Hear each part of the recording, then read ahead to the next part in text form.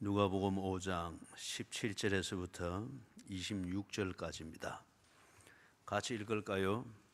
하루는 가르치실 때에 갈릴리의 각 마을과 유대와 예루살렘에서 온 바리새인과 율법 교사들이 앉았는데 병을 고치는 주의 능력이 예수와 함께 하더라. 한 중풍병자를 사람들이 침상에 메고 와서 예수 앞에 들려놓고자 하였으나 무리 때문에 메고 들어갈 길을 얻지 못한지라 지붕에 올라가 기와를 벗기고 병자를 침상째 무리 가운데로 예수 앞에 달아내리니 예수께서 그들의 믿음을 보시고 이르시되 이 사람아 네 죄 사함을 받았느니라 하시니 서기관과 바리새인들이 생각하여 이르되 이 신성 모독하는 자가 누구냐? 오직 하나님 외에 누가 능히 죄를 사하겠느냐? 예수께서 그 생각을 아시고 대답하여 이르시되 너희 마음에 무슨 생각을 하느냐? 네 죄 사함을 받았느니라 하는 말과 일어나 걸어가라 하는 말이 어느 것이 쉽겠느냐? 그러나 인자가 땅에서 죄를 사하는 권세가 있는 줄을 너희로 알게 하리라 하시고 중풍병자에게 말씀하시되 내가 네게 이르노니 일어나 네 침상을 가지고 집으로 가라 하시매 그 사람이 그들 앞에서 곧 일어나 그 누웠던 것을 가지고 하나님께 영광을 돌리며 자기 집으로 돌아가니 모든 사람이 놀라 하나님께 영광을 돌리며 심히 두려워하여 오늘 우리가 놀라운 일을 보았다 하니라. 아멘. 우리 지난 수요일날 17절에서부터 20절까지 했습니다. 그래서 오늘 21절에서부터 이어지는 이 내용을 잘 이해할 수 있기 위해서 한 5분 정도 우리 앞에 했던 것을 간단하게 정리를 하도록 하겠습니다. 17절에서 보면은 유대 사회를 움직이고 지배하는 지금 보면 하나님의 나라와 또 다른 종류의 나라가 대치 관계죠. 그래서 하나님 나라가 임했음을 예수님이 지금 하나하나 보여주고 깨닫게 하는 그 과정이잖아요. 그런데 공교롭게도 하나님의 백성인 것을 자부하는 이 이스라엘의 후예인 유대, 이 나라가 당연히 하나님의 통치하심이 충만해야 되는데 그 자신들은 하나님의 통치하심을 받고 있는 하나님의 나라다라고 말하고 있는데 하나님의 나라가 아니었어요. 그래서 그 앞에서 보았던 예에서 뭐에 의해서 그들은 통치받고 있었죠. 실제로 회당에 가보니까 귀신 들린 자가 있었습니다. 그리고 하나님이 세우는 집이 당연히 돼야 되는데 그 집에 들어가 보니까 뭐가 통치하고 있었습니까? 누가 무좀이라 했습니까? 열병이 통치하고 있었죠. 그죠? 그 다음에 또 세 번째는 보니까 뭐가 또 통치하고 있었습니까? 세 번째는 생로병사. 그죠? 당연한 일상생활인데 일상생활 자체가 그들의 왕이 되어 있었습니다. 그래서 예수님께서 회당에 있는 귀신도 착 꾸짖어 쫓아내 버리시고 가정에서 지배하고 있던 열병도 착 꾸짖으시니까 쫓겨나 버리고 생로병사, 그거는 절대 왕이 될 수 있는 게 아니고 네가 살기 나름이니라. 생로병사의 주인공인 인간을 제자리에 딱 올려놓는 이걸 봤죠. 그러면은 왕이 누구냐 이거예요. 왕은 예수님입니다. 그래서 이 유대인들이 그걸 보면서 깨달아야 되는데 와 신기하다 하는 무리와 다른 한쪽에는 와 이 참 기분 나쁘다. 우리의 기득권을 아니면 우리의 신앙을 흔들어 놓다니 이런 불만 세력이 아주 양극화되어진 반응으로 예수님에 대해서 점점 관심이 쏠리기를 시작했죠. 그래서 이 유대 사회가 당연히 자기들이 생각하는 대로 신앙적으로나 혈통적으로나 전통적으로 하나님의 백성 이스라엘의 후예이기 때문에 그들이 있는 곳은 곧 하나님의 나라여야 되는데 하나님의 나라가 아니었습니다. 그들은 실제로 하나님 하나님 하면서 엉뚱한 것에 의해서 지배를 받고 통치를 받고 있는 종류가 다른 백성이었습니다. 예? 그래서 지금 예수님께서 이제 중풍병을 고치는 이 사건의 현장에서 거기 보니까 다 모였는데 각 지방에서 온 율법을 가르치는 교사들과 바리새인들이 거기 있었다 했죠. 이 사람들이 유대 사회를 실제적으로 만드는 사람들이었거든요. 율법을 해석하고 율법을 보존하고 그 다음에 그 율법대로 신앙생활하는 것은 어떻게 해야 되는가를 가르쳐 왔던 사람들입니다. 그렇기 때문에 실제적으로 유대 사회가 하나님의 백성이고 하나님의 나라라고 자부하고 있다고 하면 그 자부심은 누구에 의해서 만들어진 거예요? 바로 이 율법을 가르치는 교사들과 바리새인들에 의해서 만들어진 겁니다. 그런 것 같으면은 이 순진한 백성들은 이걸 잘 몰라요. 그래서 이 백성들로 하여금 그렇게 믿고 그게 신앙생활인 줄 알고 그렇게 생활하도록 만드는 이 실제적인 왕 노릇하는 이 율법 교사들과 바리새인들이 다 지금 모여 있는 여기에 예수님께서 계신 겁니다. 그래서 이 17절은 굉장히 의미심장한 인트로덕션입니다. 그래서 유대주의의 나라와 하나님의 나라가 지금 딱 대치해가 있습니다. 한판 승부를 가지고. 근데 거기 17절에 보니까 예수님에게 뭐가 있다고 하십니까? 병을 고치는 권능이 있느니라. 이게 의미심장합니다. 그죠? 그래서 이게 이제 어떤 역할을 하는가? 그는 21절에서부터 이제 보게 될 거예요. 그러면서 이제 18절에서 사건이 전개가 되는데 한 중풍병자를 사람들이 메고 왔죠. 그래서 이 사람들이 메고 와가지고 중풍병자를 도와주려고 하는데 이전 같았으면 당연히 율법을 가르치는 교사들이나 바리새인들 또는 제사장들에게 데리고 가겠죠. 그렇게 해서 어떻게 하면 도움을 줄 수 있을까 그랬는데 이 중풍병자와 이 중풍병자를 메고 가는 사람들이 지금은 전혀 다릅니다. 어떻게든지 예수님께 가려고 합니다. 적어도 내가 볼 때는 중풍병자 포함해서 5사람일 것 같아요. 들것에 실어서 가는 것 같으면은, 그죠? 그러면은 적어도 이 5사람은 왕이 바뀌었습니다. 그 사람들이 직접적으로든 간접적으로든 예수님을 보고 경험을 했습니다. 보니까 우리를 통치하고 다스리는 것, 다른 말로 하면은 우리가 믿어야 될 것, 참된 도움이 어디서 오는가? 그거는 유대주의도 아니고 우리 몸에 배어 있는 종교적 교리도 아니라 바로 저 예수구나. 적어도 이 5사람은 지금 이걸 알았습니다. 그래서 유대주의 사회, 이 사회의 틀 안에서 벗어나서 예수께로 나가려고 합니다. 이게 아주 기가 막힌 그 장면을 지금 우리에게 보여주고 있습니다. 지금 이 사회는 전체적으로 율법 교사들과 바리새인들이 가르치고 그들에 의해서 약 400년 동안 이어오던 예배 전통, 신앙생활 전통, 율법 전통, 그 신학 그대로 해야 도움을 얻고 먹고 살고 그 다음에 신앙생활이 바로 된다고 믿고 있는 그러한 틀 속에 있습니다. 통치 속에 있습니다. 그런데 이 절대의 통치 속에서 이 5사람 뭐 보잘것없죠. 그 중에 한 사람은 움직이지도 못하는 중풍병자란 말이에요. 그런데 그 엄청난 400년 동안 이어오던 유대주의 나라를 벗어나고 있습니다. 어디로 가기 위해서? 예수가 통치하는 그 나라로 가기 위해서. 여러분 이게 대단하잖아요. 그죠? 유대주의 나라가 통치하는 이 400년 동안 그 다음에 그 자체를 자연스럽게 그게 옳고 그게 믿음이라고 여기고 있는, 그러나 그것 때문에 하나님 나라로부터 이질 현상을 벌이고 있는 이 유대주의 나라에서 벗어나서 예수의 나라, 예수가 지금 통치하시고 있는 바로 거기로 들어가기 위해서 이 5사람이 몸부림을 치고 있습니다.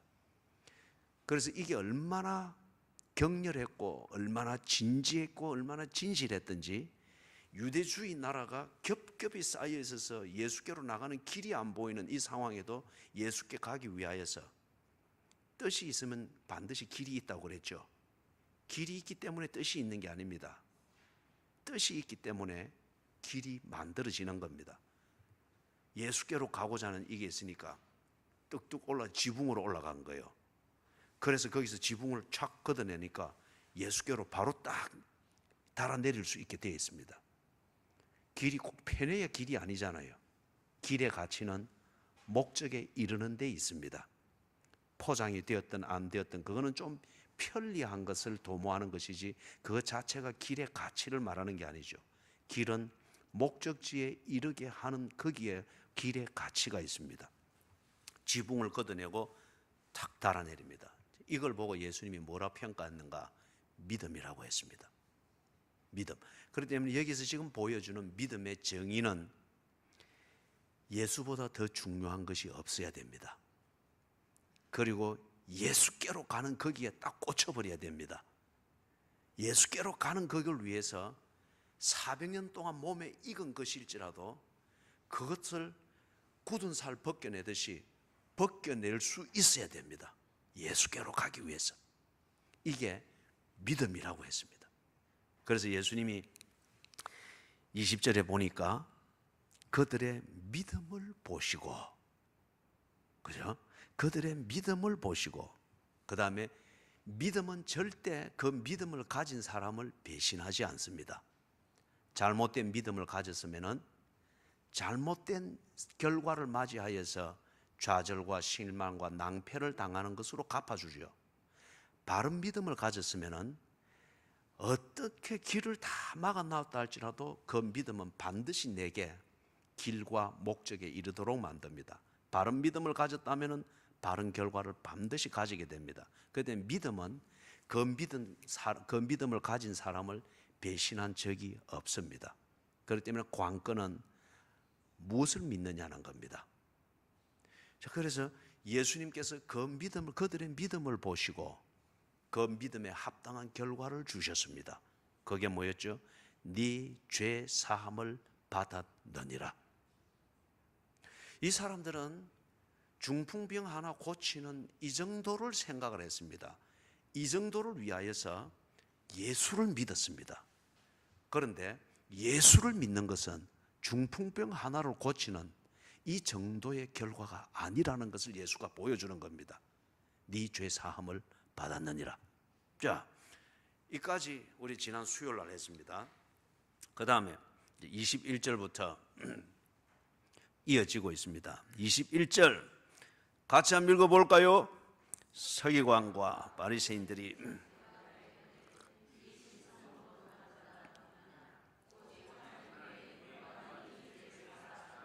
예, 제가 왜 같이 한번 읽어볼까요? 하고 큰 소리를 했는지 감을 잡겠어요? 왜 그랬어요? 지금까지 자던 사람 이제 그만 자세요 하는 그 말이에요. 그죠? 예. 또 자면은 이제는 누구 졸지 마세요 하고 이제 원래의 톤으로 돌아가겠죠. 그죠? 예. 그래서 21절에 서기관과 바리새인들이 생각하여 이르되, 이제 사람이 바뀌었습니다. 앞에서는 중풍병자와 중풍병자를 돕기 위해서 그 들것을 들고 나르는 그 사람들이었어요. 그런데 지금 21절에서는 17절에 나왔던 바로 그 사람들입니다. 서기관과 바리새인들. 17절에서는 율법 교사들이라 했는데 21절에서는 서기관으로 나옵니다. 같은 사람들이에요. 자, 그래서 이제 이 사람들이 지금 똑같은 예수를 보고 있잖아요. 그리고 예수께서 하시는 일을 경험하고 있고 똑같이 보고 있잖아요. 그런데 중풍병자와 중풍병자를 데리고 왔던 이 사람들과는 전혀 다른 생각을 하고 있습니다. 앞에서 18절, 19절, 20절에서 나온 중풍병자들, 정말 몸이 마비가 되어서 삶이 고단한 이 사람들은 예수를 만나고 예수를 경험하면서 평강을 누리게 됐습니다. 죄 사함을 얻었습니다. 관계가 회복이 되었습니다. 예수님과 갈등 관계가 아니라 예수님과 샬롬, 평화의 관계로 회복이 되었습니다. 그런데 이 서기관과 바리새인들은 모든 면에 있어서 육체적으로 볼 때에 평화를 누리고 있는 기득권의 사람들입니다. 그런데 이 사람들은 이상해요. 똑같은 예수를 만나고 예수를 경험하고 있는데 그 예수 때문에 지금 마음이 너무 불편합니다. 관계가 샬롬이 다 깨져 버렸습니다. 그죠? 이 이상하잖아요. 그렇기 때문에 여러분, 예수를 믿는 것과 예수님과의 은혜의 관계를 누리는 것은 우리의 행위에 달린 문제가 아닙니다. 인간 조건에 달린 문제가 아니에요. 무엇에 달린 문제입니까? 믿음입니다.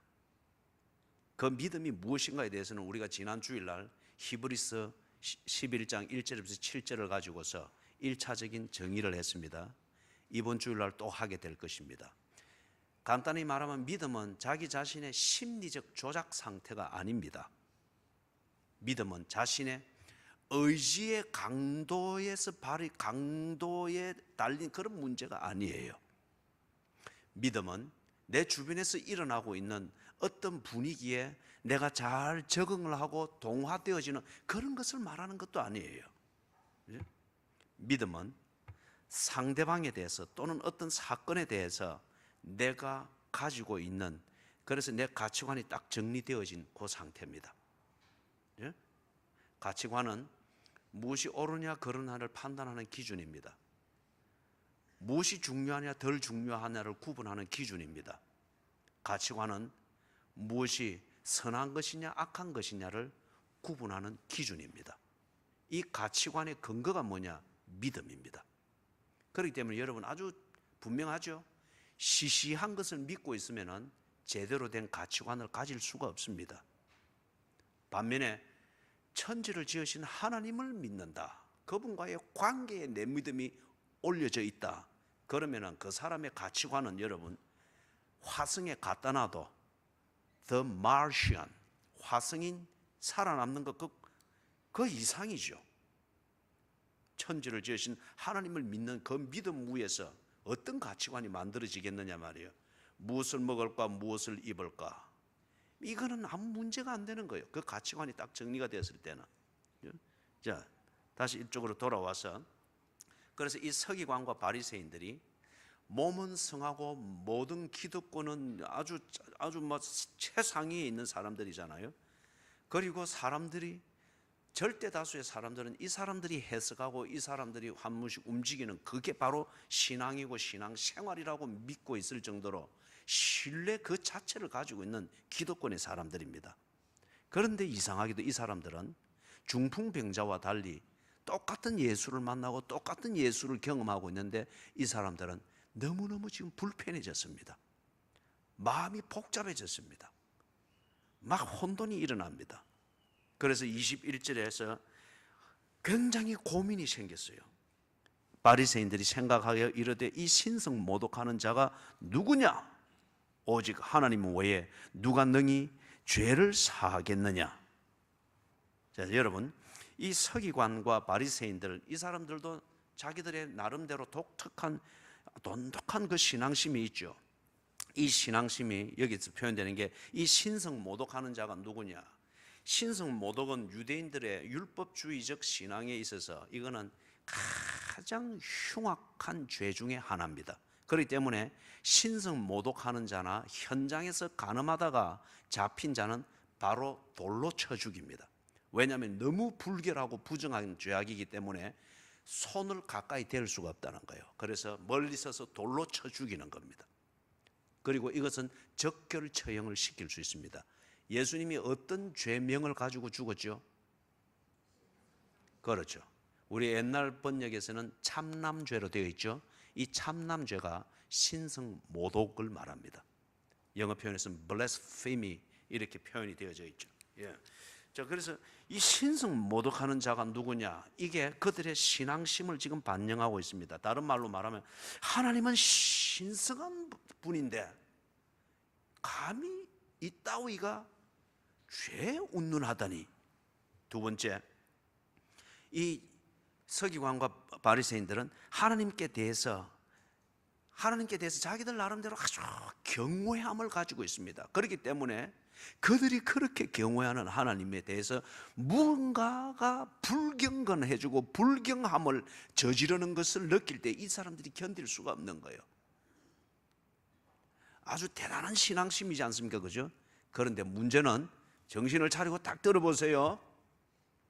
문제는 그들의 그 하나님이 누구냐는 거예요. 하나님은 신성한 분이다. 그 하나님에게 누구든지 불경을 행하면 돌로 쳐 죽인다. 눈에 불을 뜨고 막 하는데, 그때 박희자 집사님이 그 예의 특유의 그 막 광과 같은 목소리 가지고 네 하나님이 누구야? 보여봐. 그러니까 이 바리새인들이 이게 하면서 뭐 찾는데 지가 믿는 하나님이 누군가 모르는 거예요. 모르는 거예요. 이게 그들의 신앙심이었습니다. 그 다음에 그들의 신앙생활, 좀 어려운 표현으로 신학을 엿볼 수 있습니다. 21절에 보니까 오직 하나님 외에 누가 능히 죄를 사하겠느냐. 그들의 신앙생활 또는 신학이라고 하는 이것을 반영하는 그들의 고민이고 번민입니다. 무슨 말이냐 하면은, 그들은 죄를 무엇으로 생각하느냐 하면 도덕적인 범죄로 생각합니다. 그들의 신학과 신앙생활에 있어서는, 다른 말로 말하면 신앙생활을 잘하는 사람은 누구냐? 죄를 짓지 않는 사람인데, 그럼 그건 누구냐? 도덕적으로 범죄하지 않는 사람이다. 자, 오늘 하루 일과를 하다가 도둑질 하다가 덜켜가지고 경찰서 갔다 온 사람 손 들어 보이소? 없습니까? 그럼 여러분은 이 서기관들과 바리새인들을 볼 때 거룩한 사람들이에요. 예? 오늘 저기 뭡니까? 카톡이나 인터넷 들어가서 채팅 이래 하면서 그 미스터 김하고 이래 채팅 주고 지금 약속 정해놓고 온 사람 손 들어 보이소? 아무도 없군요. 그죠? 그러면 여러분들은 지금 이 바리새인들과 서기관들이 눈에 볼 때는, 여러분은 간음죄에 있어서는 거룩한 사람들입니다. 완벽한 사람들이. 그런데 예수님께서 다 와서 이래 보니까 김 집사의 이 집사, 박 집사 거룩하게 바리새인들 눈에는 딱딱 통과된다 딱 보니까 마음으로 음욕을 품고 있는 거예요. 그죠? 딱 음욕을 품고, 도둑질 안 했다고 딱 깨끗하게 앉은 예수님이 또 딱 보니까 딱 보이는 거예요. 그죠? 마음으로 음욕을 품는 자마다 이미 간음하였느니라. 도둑질하지 않은 행위 이전에 10번째 계명에서 뭘 말하죠? 탐심. 그죠? 탐심이, 그게 도둑질과 간음과 거짓말과 살인과 부모에 대한 불효, 이 모든 것의 뿌리가 되는 것을 이야기를 했지 않습니까? 그렇기 때문에 탐심이 다 있는 거예요. 단지 오늘 하루 법에 걸리지 아니했던 것은 그나마 새벽 기도를 통해서 받은 은혜, 이 은혜로 나를 어느 정도 관리했기 때문에 법에 드러나지 아니했을 뿐이라는 거예요. 아담의 후예가 될 수 있느냐 이거요? 어느 때가 됐을 때에 나도 잘 되기 위해서 선악과 똑 따먹는 것, 얼마든지 할 수 있는 이 죄인이잖아요. 그런데 이 서기관들과 율법 바리새인들이 가르친 그 신앙생활과 신학에는 뭐냐? 율법에 저촉되지 아니하는 도덕적 범죄가 없다고 하면은 그는 깨끗하다 그랬어요. 이게 그들의 죄의 개념이었습니다. 그런데 예수님은 죄의 개념을 가르칠 때 뭐라 그랬죠? 하나님과 등지고 사는 것이 죄라고 그랬습니다. 하나님과 등지고 사는 것이. 그렇기 때문에 대법관 중에도 지옥에 갈 죄인이 있다는 거예요. 하나님과 등지고 있기 때문에. 무슨 말인지 이해가 되세요? 예? 그렇기 때문에 이 사람들이 말하는 용서, 이들이 말하는 용서는 뭐냐? 도덕적으로 회복이 되는 것을 말합니다. 그렇기 때문에 율법의 의무와 권리에 참여할 수 있도록 다시 그 사회에 받아들여지는 것, 이게 그들이 말하는 용서였습니다. 그런데 예수님이 가르친 용서는 그게 아니었죠. 하나님 나라, 하나님이 통치하시는 그 나라에서의 죄는 하나님의 통치를 무시하는 것, 이게 죄이고, 그렇다면 용서는 뭐냐? 하나님과 관계가 회복이 되어져서 하나님을 똑바로 보면서 하나님의 통치를 제대로 받을 수 있는 이 관계가 회복되어지는 것, 이게 용서라고 했습니다. 그렇기 때문에 지금 이 서기관들과 바리새인들이 자기들이 그들의 신앙생활 또는 신학에 근거해서 죄가 이런 것인데 이 사람이 감히 죄를 사한다 이리 말하다니, 누가 지금 율법에 저촉되는 간음을 했고 도둑질을 했다고 이 사람이 대놓고 죄를 용서하느니 왜 이렇게 한단 말인가? 그 말이에요. 자, 그러면 자기들 나름대로 아주 날선 신학을 가지고 율법을 가지고 죄를 말하고 용서를 말하는데, 그러면은 이들이 하는 방식으로 그런 식으로 죄를 정하고 용서를 정하면은 하나님이 하시는 일은 뭐죠? 이 유대인들에게 있어서 용서를 위해서 하나님이 해줄 수 있는 일은 뭐냐 말이에요. 이들이 죄를 정하고 죄를 용서하고 하는 이 속에 하나님의 주권은 어디 있느냐 이거예요. 저것끼리 죄 정하고 저것끼리 용서해버려 다 해버리는 거잖아요. 하나님은 아무 상관이 없는 게 돼버리잖아요. 그죠? 이게 지금 그들의 신앙생활이고 그들의 신학입니다. 자, 두 가지를 살폈어요. 이들이 하는 이 고민, 왜 이 고민을 하고 있는가? 신앙이 돈독한 것 같고 날선 신앙생활을 하는 것 같은데 보니까 실체가 없습니다. 그 다음에 보니까 그들의 그 신앙생활 속에 하나님의 주권이 인정되는 자리가 없습니다. 저것끼리 그냥 다 해버리는 거예요.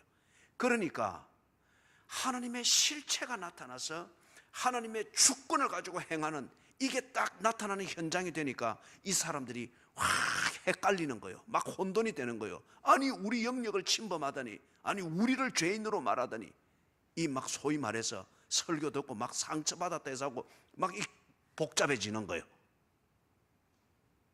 22절 같이 읽습니다. 시작.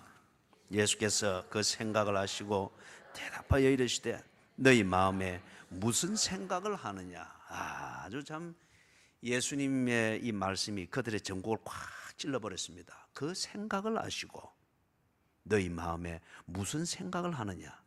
이걸 딱 여러분 읽으면서 20절이 생각 안 나요? 20절에 나오는 이 주인공인 중풍병자와 중풍병자를 돕는 그 주변의 사람들과 아주 대조되잖아요. 예수님은 그들의 역시 중풍병자와 중풍병자를 돕고 있는 그 사람들의 생각과 마음을 아셨죠.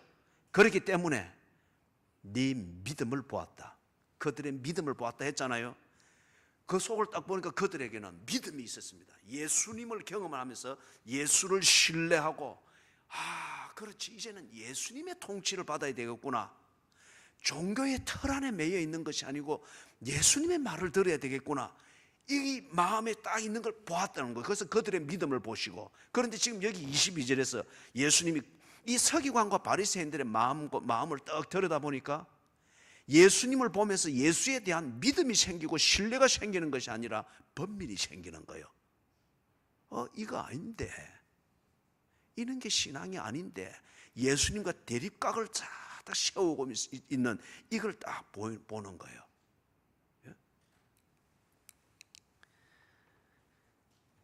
자, 여러분, 중풍병자를 돕고 있는 이 사람들이 예수님이 행하시는 것과 예수님이 하는 설교를 듣고 경험했습니다. 직접적으로 듣고 목격했든지 아니면 소문을 들었든지 예수님을 직접적으로 또는 간접적으로 경험했습니다. 그런데 그것에 근거해가지고 예수님은 중풍병자를 고칠 수 있다고 믿었던 겁니다. 그런데 지금 여기 서기관과 바리새인들은 똑같은 예수님을 더 가까이에서 보고 그랬잖아요. 목격했잖아요. 그런데 똑같은 이 사실을 경험하지만은 어떤 거예요? 자기 자신들이 가지고 있는 신앙심 그리고 신앙생활 또는 신학과 다른 거예요. 그래서 그들의 틀 안에서 예수를 검증을 하고 검토를 하고 있습니다. 여러분 이거 재밌잖아요. 이게 참 뭡니까? 여러분 한 편의 설교를 하지만은 교인들이 3명이면 3인 3색입니다. 그죠? 기도원파는 기도원파의 그 분위기에서 그 설교를 듣고, 능력파는 자기가 경험한 능력이라는 틀 안에서 경험을 하게 그 설교를 듣게 되어지고, 또 지성파는 지성파라는 이 틀 안에서 그 설교를 들으면서 옳으니 그르니 평가를 하게 되기가 쉽다는 거예요. 예? 지금 이 서기관과 바리새인들이 자기들 몸에 익은 대로 자신들의 신앙심과 신학이라는 이 틀 안에서 예수님을 지금 검증하고 검토하고 다시금 들여다보는데 마음이 너무너무 불편해요. 예?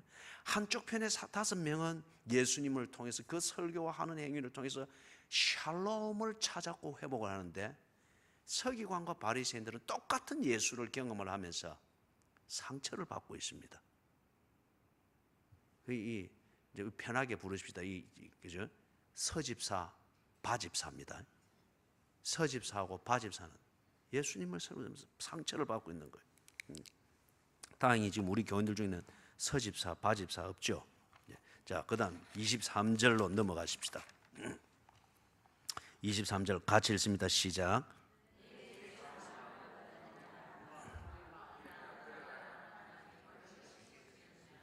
마태복음 9장을 할 때에 이 부분은 제가 한번 강의를 했습니다. 자, 이걸 다시 한번 간단하게 정리하면 이렇습니다. 어느 것이 쉽겠느냐? 난들 쉬운 것을 할 수가 없겠느냐? 난들 이렇게 해서 후유증을 남기는 것, 그래서 일이 복잡해지게 되는 것, 이걸 모르겠느냐? 그래서 내 스스로 피곤해지는 그 일을 내가 의도적으로 할 정도로, 그걸 모르고 해서 그런 고생을 할 정도로 내가 어리석은 사람이라고 너희들이 생각하느냐? 그 말이에요. 어느 것이 쉽겠느냐? 너희들이 보는 앞에서 내가 이 병을 고치게 될 때에 모든 것이 쉬워지고 모든 것이 편해지고, 너희들도 나를 존경하고 있는 사람들도 내게 대해서 더 좋은 마음을 가지고, 나도 뭔가 보다 안전하고 편리한 그 상황에서 다음 일을 할 수가 있겠지. 이 계산이 내게도 왜 없겠느냐? 이게 왜 안 보이겠느냐? 왜 차서 내가 어려운 일을, 그리고 너희들이 상처받았다고 하면서 내게 대해서 이래 하는 그 일을 내가 왜 일부러 하겠느냐? 좀 생각을 해보라는 거예요. 그죠? 여러분, 그렇잖아요. 지금 이 상황에서 말 한마디로 병을 딱 나서버리면은 이 사람들이 와 하겠잖아요. 유대인들의 이 사고방식은 그 죄와 관련된 그들의 신학에서 가지고 있는 게 뭐냐? 요한복음 9장 2절에 나오는 것처럼 거기 소경이 있었잖아요. 이때에 예수님의 제자들도 그랬지 않습니까? 그들의 몸에 배어있는 그 신학적 감각을 가지고 누구 죄 때문에 저 소경이 됐습니까? 그리 물었잖아요. 이 말은 무슨 말이에요? 유대인들의 사고방식에서는 모든 병은 또는 재난은 죄의 결과로 보는 거예요. 비록 이들이 그러한 몸에 배어있는 신학이 있고 그런 선입관이 있지만은, 거기서 예수님이 말 한마디로 딱 중풍병자를 낳아서 일으켜버릴 때에 이 사람들이 그것저것 따짐없이 기적을 봤다거나 이것을 와 하면서 예수님을 다시 보고 또 다음에 기적을 구경하기 위해서 예수님을 쫄쫄 따라다니고 막 한 번씩 돼지국밥도 사주고 이래 하겠죠. 뭐 돼지국밥 또 이야기해서 죄송한데 그것하고는 이거하고는 상관은 없고, 그죠? 그러면 얼마나 쉽겠어요. 일을 쉽게 풀어갈 수 있겠어요. 그러나 그거는 목적하고 상관이 없다는 거예요. 좀 어려운 표현을 말해서 그것은 하나님의 나라가 아니라는 거예요. 그는 종교가 얼마든지 해낼 수 있다는 거예요. 예? 종교의 특징 중에 하나는 뭐냐면 사행성입니다. 종교의 특징 중에 하나는 일단 사람들을 감정적으로 뭔가 agitation 띄워놓는 거예요. 그리고는 지가 원하는 것을 말하는 게 종교입니다. 그런데 하나님의 나라는 그게 아니에요. 예수님께서 그래서 예수님이 태어날 때 이미 딱 못을 박았잖아요. 이름을 예수로 하라. 이는 그 다음에 여러분이 하십시오. 그죠? 못을 딱 박았지 않습니까? 그게 하나님의 나라란 말이에요. 사행성을 하기 위한 종교로 온 게 아니다 말이에요. 관계로서 온 겁니다. 관계를 회복하기 위하여서. 그렇기 때문에 예수님이 쉬운 것을 하지 아니했습니다. 당신이 오신 목적에 맞는 것을 하셨습니다. 비록 그게 상황에서는 어려운 상황으로 만들지라도. 그래서 지금 괜히 네 죄 사함을 받았느니라. 이 사람들이 알지도 못하지만은 예수님은 그게 하나님 나라의 본질이고 이것을 보여줘야 되기 때문에 그렇게 해서 지금 상황을 어렵게 만들어 놨잖아요. 이 유대 사회를 직접 통치하고 있는, 실제적인 통치자 노릇을 하고 있는 이 왕들의 상처받았다고 하면서 이 지금 감정을 뒤집어 놨잖아요. 어렵게 만들었습니다. 왜 그랬느냐? 쉬운 것을 하지 않고. 그게 하나님의 나라이기 때문에. 하나님의 나라는 자기 백성을 저희 죄에서 구원하는 것입니다. 이걸 위해서 하나님은 자기 백성에게 꽂혔고, 그리고 이 세상에서 사랑할 자가 나 하나밖에 없는 듯이 자기 백성이 있는 곳으로 오셨습니다. 그렇기 때문에 사행성을 조장하면서 쉽게 그리고 즐겁게 상황을 이어가는 이런 장난을 하는 분이 아니에요. 그래서 어느 것이 쉽겠느냐? 나도 쉬운 것 안다. 그러나 내가 온 것은 쉬운 것 하면서 니캉 내캉 재밌게 지내는 것, 이 종교적 노름하기 위해서 온 게 아니다. 그러면서 24절로 넘어가기 전에 왜 일어나 걸어가라, 이걸 하지 않고 병을 고치는 이것을 하지 않고, 그건 간단하잖아요. 또 하는 하나님, 이 예수님이 하시는 그 행위에서도 말 한마디면은 권능을 행하시면은 17절에 병 고치는 권능이 함께 하였더라 했지 않습니까? 탁 하면은 그냥 그대로 빨딱 일어나는 거잖아요. 간단하잖아요. 그 물리적인 차원에서도. 그런데 네 죄 사함을 받았느니라, 이것을 선언하게 될 때에 여러분, 이걸 서기관들이나 바리새인들이 알아듣지 못하기 때문에 그들의 신학과 충돌된다고 해서 갈등 관계를 만들고 어려운 목회 현장을 만드는 것도 눈에 뻔해서 어려운 것이지만은 본질적으로는 뭐요? 네 죄 사함을 받았느니라. 이것을 이루기 위해서는 예수님이 인카네이션, 육체를 입고 이 세상에 오셔야만 했습니다. 두 번째, 마가복음 10장 45절에 있는 말씀처럼 자기 목숨을 많은 사람들의 대속물로 주려 하려 함이니라. 목숨을 대속물로 주어야 되는 이 어려움을 사서 고생을 해야 됩니다. 세 번째, reconciliation to God, 하나님과 이 죄인들을 화목해 해야 합니다. 그래서 아서 핑크라고 하는 이 목사님이 가상 7원을 강의하는 탁월한 그 강의에서 예수님이 제3시에 아버지여 나의 아버지 나의 하나님 어찌하여 나를 버리시나이까, 그럴 때에, 그러고 난 다음에 온 천지가 깜깜해졌다 했잖아요. 이 물리적 현상을 아서 핑크라는 목사님이 영감을 가지고 해석을 하기를 이렇게 했어요. 아들이 버림받는 그 아들, 실제로 하나님이 버린 거잖아요. 죄인으로서 버린 거잖아요. 버림받는 죄인, 그러나 그게 대속물이 되어 버림받는 아들인 것을 아버지 하나님이 알기 때문에, 그러나 공의의 하나님이 아들을 보는 사랑과 이 갈등을 일으키면서, 그러나 공의를 지키기 위해서 차마 부르짖는 아들을 더 볼 수 없어 삐치신 하나님이 그 얼굴을 돌려버리셨다. 그래서 온 세상이 깜깜해졌다. 아주 영감 어린 그 해석이죠. 그죠? 그 물리적 현상을 그렇게 의미 있게 그렇게 해석을 한 거예요. 그죠? 공의의 하나님이 사랑과 갈등을 일으키는 그 절정의 자리에서 사랑도 온전케 하는 동시에 공의도 온전케 하기 위하여 부르짖으며 버림받는 아들, 그 아들을 볼 수 없어 삐치신 그 얼굴을 돌려버렸다. 돌려버리니 세상이 깜깜해졌다. 그래서 얼마나 하나님을 배신한 것, 이거는 하나님이 그 죄인을 미워해서라기보다도 근본적으로 이거는 하나님과 하나 될 수가 없어요. 왜냐하면 죄라고 하는 것은 하나님에 대한 삐딱한 태도잖아요. 사전적으로 정리하자면 하나님과의 관계를 거부하는 것이 죄입니다. 하나님과의 관계를, 그렇기 때문에 하나님이 죄인과 함께 할 수가 없는 거예요. 그래서 지옥이라고 하는 것이 있는 겁니다. 얼마나 하나님이 공평하세요. 하나님이 없으면 못 사는 사람, 하나님과 영원히 함께 있게 하시는 겁니다. 천국이죠. 하나님만 보면은 신물이 나고 뭐 위궤양이 일어나고 막 졸음이 오고, 그래 그러면 얼마나 네가 힘들겠니? 나 없는 곳에서 잘 살아라. 지옥을 딱 만들어준 거예요. 그렇기 때문에 지옥은 다른 의미가 아니고 하나님이 계시지 않는 곳이 지옥입니다. 천국은 다른 의미가 아니고 거기에 하나님이 계시는 곳, 거기에서 천국입니다. 얼마나 하나님이 공평하세요. 공평하신 하나님께 박수로 우리. 그렇기 때문에 천국과 지옥은 공포 이전에 하나님의 공평하심입니다. 하나님의 사랑이죠. 안 그러십니까 여러분? 잠언서에도 그게 있잖아요. 다투며 싸우는 여인과 한 지붕에 있는 것보다 초막을 짓고 광야에 있는 것이 나으니라.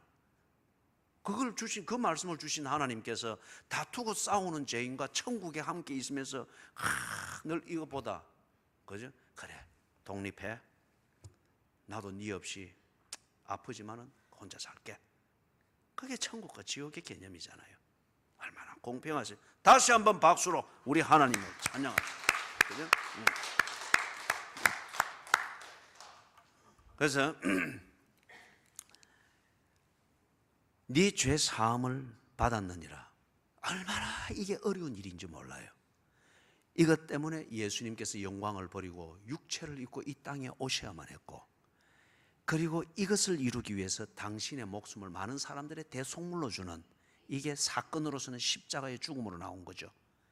그리고 이걸 위해서 정말 지옥과 천국을 갈라놓을 정도로 하나님이 소원한데, 이 하나님과 지옥에 합당한 이 죄인을 화목케 하기 위해서 한 손으로 죄인을 잡고 한 손으로 아버지여 한 번만 얼굴을 돌려주십시오. 이게 십자가에서 팔을 벌리고 못 박혔다고 하는 그 그림을 의미 있게 그렇게 해석을 해놓은 거예요. 이제 빌리 그레함이 전도 설교하면서 이것을 설교를 할 때에 그 수많은 사람들이 민물처럼 마지막 30조 초청할 때 그 운동장으로 나와서, 그죠? 회심을 하는 그게 있었잖아요. 이게 얼마나 어려우냐 말이에요. 그런데 서기관과 바리새인들이 이걸 모르는 겁니다. 그러나 예수님은 자기 백성을 구하기 위하여서 오신 예수님이 자기는 알기 때문에 이게 어려운 것이지만 그렇게 한 거예요. 그래서 현실적으로는 큰 오해와 미움을 샀습니다. 본질적으로는 정말 세상이 감당할 수 없는 그것을 스스로 감당하기 위해서 십자가의 고통, 그리고 사도신경 원문에서는 나오듯이 자기 백성을 위하여서 지옥에 내려가서, 이게 당연하잖아요. 권사님 지옥에 있었단 말이에요. 권사님하고 저하고는 지옥 동창입니다. 그렇기 때문에 권사님과 저를 구하기 위하면 예수님이 지옥에 왔어야 되잖아요. 그러니 이 맞는 거예요. 이 고통을 감수했단 말이에요. 자, 그 다음에 어려운 것을 택했습니다. 24절 같이 한번 읽어봅니다. 시작.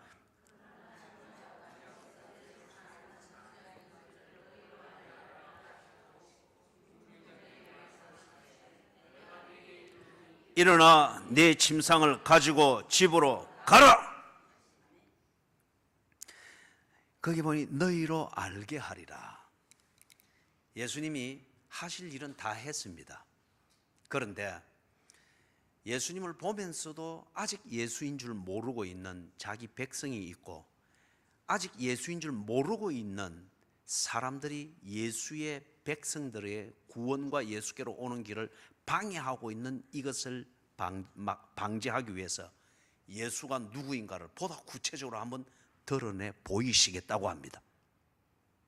그래서 특별히 이 서기관들과 바리새인들에게 특별히 한번 보게 하겠다는 거예요. 이미 보였습니다. 보여준 거예요. 그렇기 때문에 중풍병자를 돕는 이 4명의 사람들은 그것 보고 충분히 예수를 믿었죠. 그죠? 그런데 똑같은 것을 보았지만 건성건성 보아놓으니까 아마 이 서기관들과 서집사와 바집사는 그때 졸았던 것 같아요. 예수님이 다시 한번 똑똑히 그들 눈앞에서 보여주겠다는 거예요. 그래서 너희로 알게 하리라. 무엇으로 알게 하겠다는가? 17절이 이제 생각나죠. 병을 고치는 권능이 그와 함께 아니라. 그죠? 이 권능을 지금 바로 딱 행하는 거예요. 그래서 보니까 유대인의 어술 좋다고 하는 어원들이 쪼물락거리고 만지고 이 제사장들이 와서 이 우슬초로 뿌리 샀고 이런 거 아무 필요 없이, 그죠? 베드로의 장모의 열병을 고치듯이 바로 명령을 해버리는 거예요.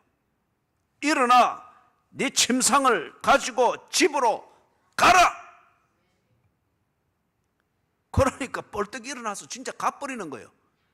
지금 여기서 자다가 집으로 가라 이 소리만 듣고 또 벌떡 일어나가면 그거하고는 아무 상관이 없고, 그죠? 그러면 이게 뭐냐 이거예요. 예수님은 용한 의원이 아닙니다. 예수님은 신령한 제사장이 아닙니다. 예수님은 그 당시 유대사 고대로 가면 갈수록 종교 제사장이 모든 것을 다 하고 있습니다.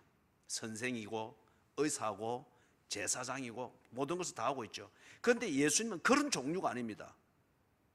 누굽니까? 사람들이 아무리 예수를 하나님으로 인정 아니하려고 해도 그 존재와 신분에 대해서는 하나님이라고 인정을 하고 싶지 않습니다. 그런데 그분이 하는 일을 보니까 이건 하나님만이 하실 수 있는 일을 하고 있거든요. 하나님만이 하실 수 있는 일을 하고 있거든요. 일어나 가라. 열병아 떠날지어다. 귀신아 물러갈지어다. 꾸짖고 명령하니까 그대로 다 되어버리는 거예요. 이 유대인들은 이걸 아는 거예요. 어떻게 창조가 되었느냐 말이에요. 하나님께서 싸들고 다니면서 아메바 찾아가서 니는 요 좀 하고, 또 저기 또 돌덩어리 찾아가고 니는 요 화성 요 자리 있고 좀 그래 해주면은 이 중력을 가지고 요런 거리를 해서 니는 요만큼 해줄 테니까, 그래서 21세기 가면 니 영화도 한번 나올 수 있게 해줄 테니까 니는 화성해라. 하나님이 그래 했느냐 말이에요. 아니잖아요. 빛이 있으라. 빛이 쫙 있어버린 거죠. 그죠? 말씀하니 그대로 되니라. 지금 여기서 유대인들이 그걸 보고 있잖아요. 떠날지어다. 떠나버린 거예요. 나을지어다. 나아버린 거예요. 일어날지어다. 일어나버린 거예요. 어떤 것도 저항할 수 없는 것은 그분이 창조주이시며 왕이시라는 겁니다. 눈에 보이는 이 예수를 그들은 하나님으로 인정하고 싶지 않습니다. 자기들이 너무 편하고 자기들이 그렇게만 되면 좀 뭔가 종교적 신비감으로 충족감이 있는 신학과 신앙심, 이것에 비추어 볼 때 눈에 보이는 예수는 인정하고 싶지 않은데 그분이 하는 일을 볼 때에 그들이 믿고 있는 창조의 그 구조에 있는 바로 그분입니다. 하나님만이 하실 수 있는 일을 하고 있습니다. 너희로 알게 하리라. 그래서 그분이 가지고 있는 병을 고치는 이 권능을 가지고 하나님만이 하실 수 있는 일을 딱 보여주면서 너희들이 나를 보느냐?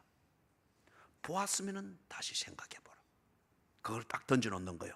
25절 같이 읽습니다. 시작.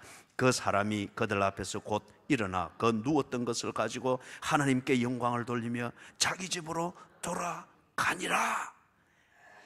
이 사건이 여러분에게 일어나기를 주의 이름으로 축원합니다. 예수를 믿는 자에게는 예수의 권능이 나타날 줄로 믿습니다. 그죠? 단지 기적하나 어떤 이런 문제가 아니라 예수를 믿는 믿음에 지장이 되고 방해가 되는 모든 것들은 깨끗게 되어질 줄로 믿습니다. 자, 그런데 여기서 이제 서집사, 바집사, 이 사람들이 가지고 있는 신앙심과 신학의 틀에서 더 이상 논단할 수 없는 실제적 사건이 눈앞에서 펼쳐지고 있는 거예요. 이게 진짠가 가짠가 이것마저도 생각할 수 없을 정도로 예수님에 의해서 되어진 사건이 지금 그 눈앞에서 이루어지고 있는 거예요. 그렇기 때문에 이제는 서집사, 바집사에게 무엇이 딱 지금 그 눈앞에 대두가 된 거예요. 이 사건을 통해서 그들이 예수를 믿든지 거부하든지 결단해야 됩니다. 더 이상 예수가 진짠가 가짠가 이것을 검증할 근거가 없습니다. 진짠가 가짠가 검증해보고 맞으면 믿지요. 이래서 자신의 우유부단함과 망설임과 그런 게서 테크니컬하게 예수를 거부하고 있는 어떤 이 생색내기, 이게 정당화될 수 있는 근거가 전혀 없어져 버렸습니다. 예수를 믿든지 예수를 거부하든지, 예수를 믿어 구원을 얻든지 예수를 거부하여 지옥을 가든지 둘 중에 하나입니다. 그렇기 때문에 여러분, 복음은 곧 심판입니다. 하나님의 은혜를 받는다고 하는 것은 곧 심판입니다.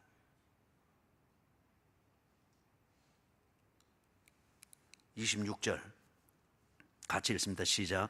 모든 사람이 놀라 하나님께 영광을 돌리며 심히 두려워하여 이르되 오늘 우리가 놀라운 일을 보았다 하니라.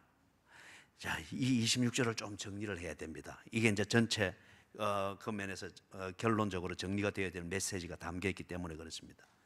모든 사람이 보았습니다. 서집사, 바집사뿐만 아니라 함께 있던 무리들까지 다 보았습니다. 그런데 어떻게 반응했습니까? 놀랐다, astonished, 놀랐다고 했습니다. 이 여러분, 와, 예배가, 설교가 놀랍니다. 성경을 보면서 놀라기도 합니다. 그 자체가 신앙이 아닙니다. 예? 놀라서 감동했다, 감격했다, 그걸 또 사람들은 은혜 받았다 하는데, 그런데 여기서 말하는 이 놀라움, 바로 그러한 상태이거든. 그거는 신앙이 아니에요. 그죠? 신앙이 아니에요. 예수님이 이런 상태를 가지고 있는 무리들이 예수께 와서 우리의 왕이 되어 주십시오 이래도 예수님은 속지 않았습니다. 그거는 신앙 고백이 아니거든요. 놀란 그 분위기에서는 무엇든지 말할 수 있습니다. 베드로, 야고보, 요한도 변화산에서 여기에 초막 셋을 짓고 여기에 살기를 원합니다. 그거는 보고 놀란 상태에서 하는 감정적 감언이설이었어요. 이 사람들이 놀랐습니다. 이게 엄청난 경험이죠. 종교적 경험입니다. 그 뒤에 보세요. 이어지는 게 신앙 고백이 없습니다. 하나님께 영광을 돌리며, 이거는 유대인들의 몸에 배어 있습니다.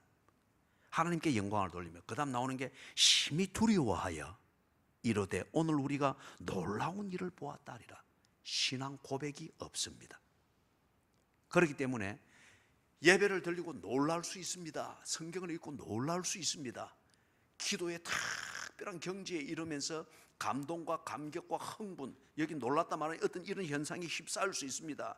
베드로, 야고보, 요한처럼 변화산의 이 신비하고 놀라운, 물리학적으로 화학적으로 도무지 설명되지 않으나 분명한 내한테 팩트가 된 이 현상을 경험하고서 놀랄 수 있습니다. 40일 금식 기도하고 난 뒤에 한 자체로 인해서 엄청나게 놀랄 정도의 신비한 경지에 이르는 경험을 할 수 있습니다. 그러나 그게 나로 하여금 예수가 누구이시며 나를 위해서 무엇을 해 주셨는가에 대한 신앙 고백, 다시 말해서 인격적 관계로 이어지는 이 신앙 고백으로 이어지지 못하는 것 같으면 그것은 여전히 종교의 차원에 있는 겁니다. 대단히 위험한 단계예요. 인격적 신앙으로 그렇게 들어가게 되는 단계가 되든지 아니면은 똘똘 뭉친 종교꾼이 되든지 아주 중요한 단계입니다. 유대인들이 이런 경험을 얼마나 많이 했어요. 그런데 이 유대인들이 바로 예수를 죽였습니다. 이 놀라운 경험을 얼마나 이들이 많이 했느냐 말이에요. 신앙 고백이었습니다. 자, 여기서 좀 정리를 하십니다. 조금 여러분 너희들도 좀 이해를 하십시오. 좀 정리를 하십시다. 자, 이 사람들이 체험하고 경험했습니다. 서집사, 바집사와 함께 체험하고 경험했습니다. 우리로 치면은 예배를 경험합니다. 기도의 응답을 통해서 나름대로 경험합니다. 아니면 부정적으로 설명할 수 없는 큰 사건 또는 사고를 통해서 직접 간접으로 하나님의 존재, 또 부정할 수 없는 뭔가 하나님의 행하심, 이거에 대해서 예배나 기도의 응답이나 사건이나 사고나 어떤 이런 걸 통해서 경험을 하게 됩니다. 이럴 때에 사람들이 하나님을 잘 믿어야 되겠다, 또는 신앙생활을 바로 해야 되겠다, 아니면은 하나님에 대한 그 인식에 대해서 감동, 아니면 두려움, 아니면 경고를 받은 그 심장으로 두근두근 뛰는 어떤 이런 게 사람들이 사로잡힙니다. 그런데 말이에요, 재밌는 것은 지금 이 26절에 있는 사람들의 상황을 지금 말하는 거예요. 그런 상황이 됨에도 불구하고 재밌는 건 뭐냐? 성경의 가르침을 무시합니다. 여전히 성경을 무시합니다. 여전히 바른 교회 생활을 무시합니다.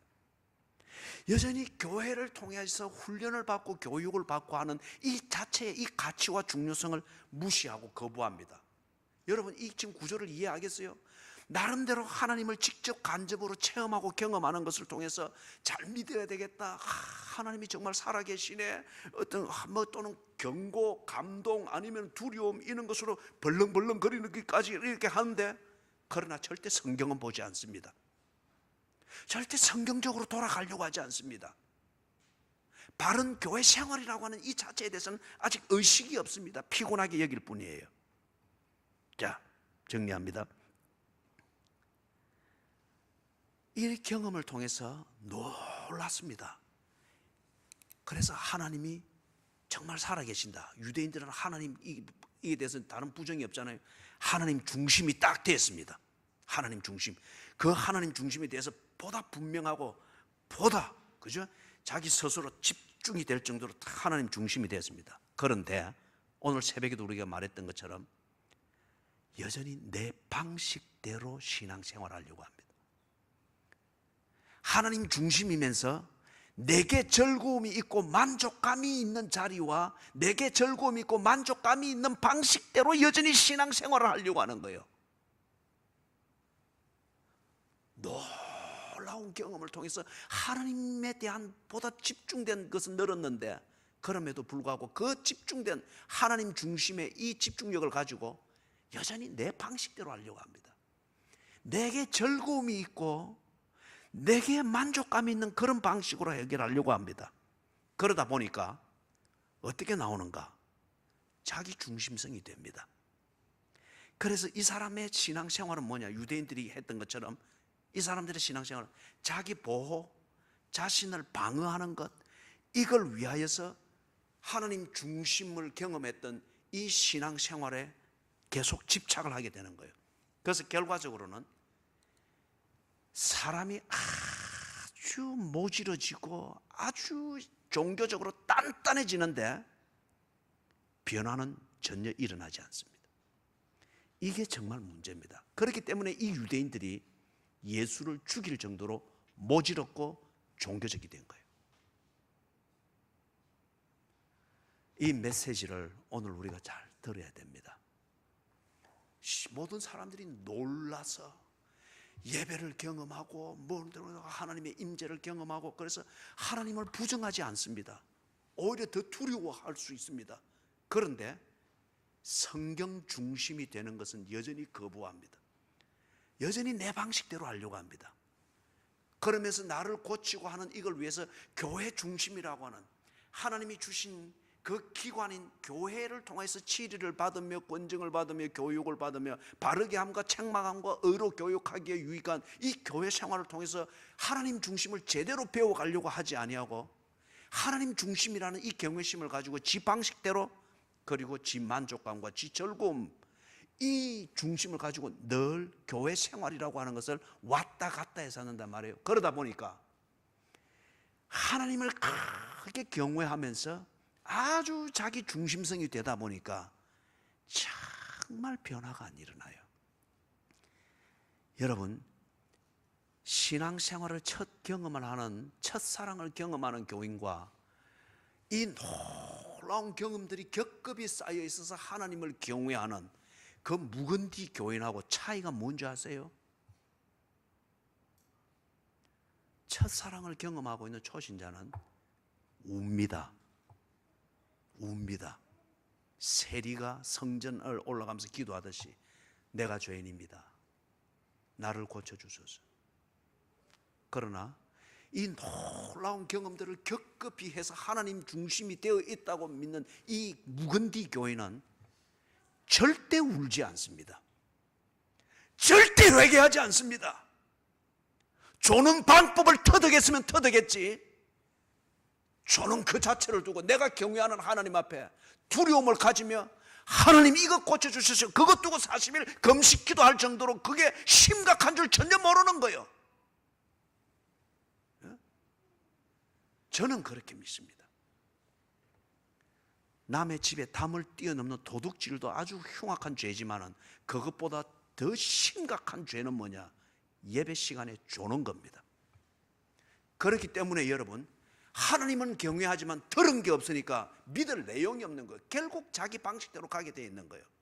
그러니 변화가 일어날 택이 없는 거예요. 단단하고 모진 그러한 종교꾼이 되는 거예요. 그래서 예수를 못 박아 죽이라, 못 박아 죽이라, 십자가 사형에 해당하다, 이 소리를 지르고 그 분위기를 확 만들어내는 이게 신앙인 줄 아는 거예요. 하나님을 경외하되 그 하나님이 누군지를 모르는 거예요. 예수로 오신 것을 모르는 거예요. 그 하나님이 무엇을 하는 분인지를 모르는 거예요. 집 방식대로 그래 하니 예수를 죽이는 것이 신앙인 줄 아는 거예요. 그래서 이 사람들이, 26절에 나오는 이 사람들이 하나님 중심은 되었으나, 여기서 말하는 건 하나님을 경외하고 두려워하는 것, 그거는 되었으나 여전히 집 방식대로, 유대주의 방식대로 고집을 하다 보니 변화는 일어나지 아니했습니다. 오히려 집 방식대로 더 단단해지고 더 단단해져서 하나님을 죽이는 자가 되었습니다. 여러분은 어떻습니까?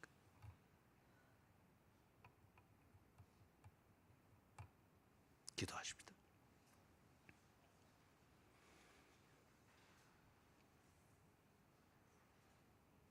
하나님을 올바르게 경험하게 해 주시옵소서. 하나님을 올바르게 배우고 깨닫게 해 주시옵소서. 그래서 내 생각과 내 방식을 버리게 되게 하시고, 내가 알고 깨달은 하나님의 통치와 하나님의 뜻을 순종하는 성경 중심의 삶으로 변화가 되게 해 주시옵소서. 그래서 내 부족함을 알고 또한 보호가 필요한 것을 알고, 교회의 보호와 교회의 가르침과 교회의 치리와 교회의 권징을 즐거워하며 배우며 훈련받는 그 겸손의 자리에 이르게 해 주시옵소서. 그래야 하나님을 믿으면 믿을수록 하나님 중심, 성경 중심, 교회 중심 되게 하셔서 변화를 받아 새 사람이 되게 해 주시옵소서. 주 예수 그리스도의 은혜와 우리 하나님 아버지의 무한하신 사랑과 성령님의 돌보시며 교통하시는 은혜가 성경을 통하여, 예배를 통하여, 기도를 통하여, 성도의 교제를 통하여, 교회를 통하여 우리에게 계시해 주셔서 알게 하시는 하나님의 존재와 하나님의 행하심을 보고, 그리고 본대로 믿고 그 하나님을 순종하며 살 것을 다짐하며 저들의 삶의 자리, 믿음의 침대 위로 돌아가는 모든 교인들 머리 위에 지금으로부터 언제나 함께 계실지어다. 아멘.